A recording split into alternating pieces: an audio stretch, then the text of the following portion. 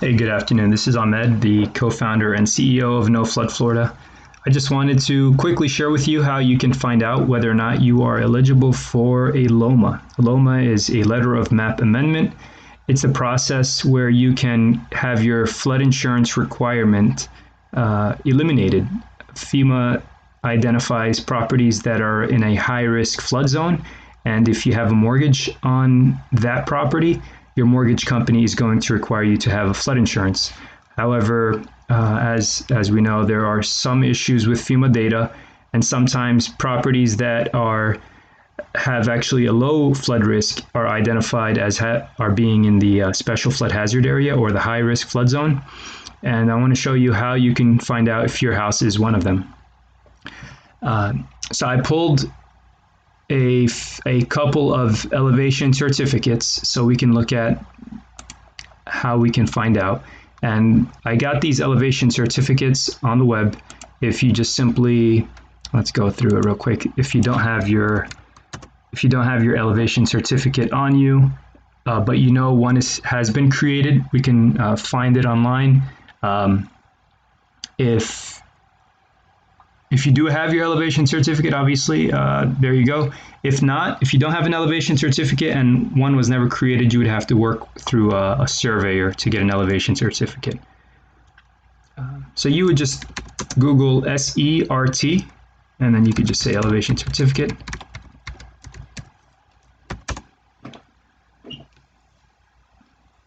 And SERT is the, what is it? Oh, geez, the state emergency response team. So this is a government organization, obviously, and what they do is they require surveyors to upload elevation certificates to this portal so it's accessible. And so let's see, elevation certificates previously submitted to the division may be viewed here. Let's click right there, and it pulls up this kind of map, and it has some layers on it. So this will kind of teach you a little bit how to use it, but basically you would just search your address here, and the address that I'm going to be using, I just copied it already here.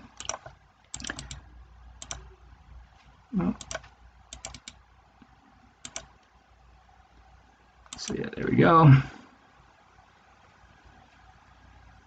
And I don't really know whose property this is. I just know that there's an elevation certificate there.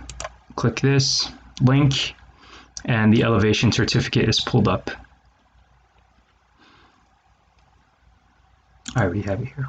Once you have the elevation certificate, it has all kinds of information about the owner, about the property, the specific location, latitude, longitude, all different kind of information. What you want to look at when you have your elevation certificate pulled up is, first off, this value, this designation here. So which flood zone? It'll either say AE or A. Sometimes it'll say V, VE, X. There's different designations, AO possibly. And the different designations mean different things. And we can go into that a little bit in a different video. I just want to kind of keep this as brief as I can. But this one, AE, it means that it's in the special flood hazard area. And so this property owner would be required to have flood insurance if they had a mortgage. The next thing you want to look at is this B9 cell. This says base flood elevation. And this is the elevation that FEMA identified flooding would reach during a 100-year storm. So, and I don't want to go into how they define a 100-year storm in detail, but in a nutshell, if you get a very heavy rain in a short period of time, so let's say you get like 10 to 12 inches of rain over your area within a 24-hour period, how high will the water get? And so this is 38 feet. And it's not saying it's stacking up 38 feet. Obviously, it's 38 feet above mean sea level. The next thing you want to look at is you want to compare this value of 38 feet to what is called the lowest adjacent grade. So we have our lowest adjacent grade right here, and this value is 38.2. So all of these numbers are obtained through a survey. a professional surveyor would come out to your property and survey your property. They'll get elevations inside the house, outside the house. And what FEMA is looking at is this lowest adjacent grade, LAG. This value should be higher or equal to the BFE value. And in this case, actually, this person is eligible for a LOMA, a letter of map amendment, because his lowest adjacent grade is 38.2, which is above 38, meaning in an event where they get the 100-year storm, the 10 or 12 inches of rain in the 24-hour period, the water is expected to remain outside of this person's property and about 0.2 feet below his lowest or her lowest adjacent grade.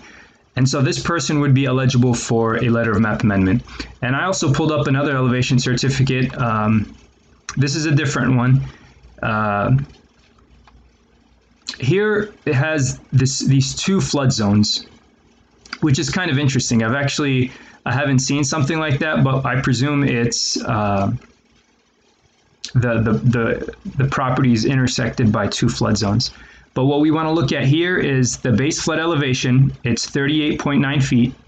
And to determine whether or not this person is eligible for a letter of map amendment and getting the flood insurance requirement removed, we have to look at their lowest adjacent grade. So again, here are all the numbers for the property. And this person's lowest adjacent grade is 38.2 as well. And so because the base flood elevation is a little bit higher, this person would not be eligible for a letter of map amendment. And so they would be required to maintain flood insurance as long as they had a mortgage on the property. Even if, let's say, you don't have a mortgage on the property, no one's going to require you to have a flood insurance, but it's probably a good idea to have it. But obviously, every person's tolerance for risk is a little bit different. You might say, I'm willing to wing it. Others, want to play it safe. It's probably best to play it safe, especially when you're not that far below the base flood elevation. The premium might not be that high unless, obviously, the value of your house is very high. But I hope that helps. Now, if you don't have an elevation certificate, that's not a problem. An elevation certificate will run you approximately $250, plus or minus $50 depending on who you're working with. But what I'd like to point out is if you go to nofloodflorida.com, we have a free LOMA screening. It's very simple. You just click on this free LOMA screening. You populate some information about yourself and the property you're interested in figuring out whether or not you're eligible, and you submit the request. Now, what we do is we actually, without using an elevation certificate, try to estimate your elevation, and we determine what the base flood elevation value is. And let me pause this. And just like that, we're back. Okay, I didn't want you to see me fumble around trying to find this example, but this is an example screening letter that we provided to someone that had requested a screening. What we're able to do is using LiDAR technology, we're able to determine the estimated structure elevation. And so this person, their structure elevation was approximately 35.9. Now, we are estimating without having any kind of survey information. And so this value is going to be a plus or minus 1 foot, let's say. Pretty close where we have some confidence, but it's not going to be exactly what the elevation certificate is going to show. So we'll still have to have an elevation certificate to be 100% sure.